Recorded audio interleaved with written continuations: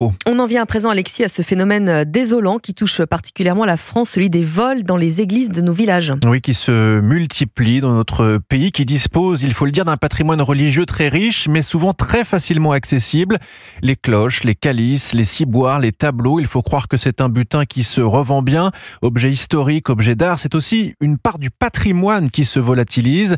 Et il n'est pas simple de se préserver de cette délinquance. Le reportage européen de Stéphane Place en Nouvelle-Aquitaine.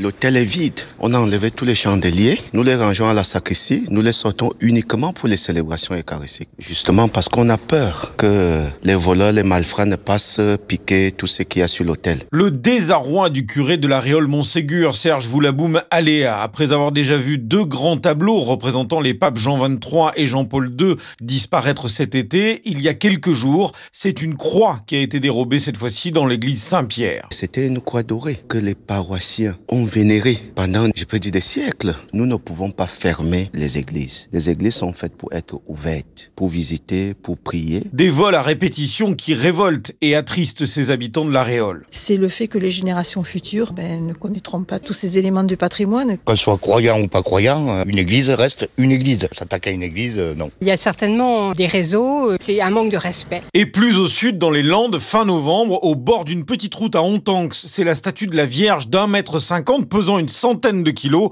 qui a disparu de son socle. La Réole, Stéphane Place, Europe 1. J-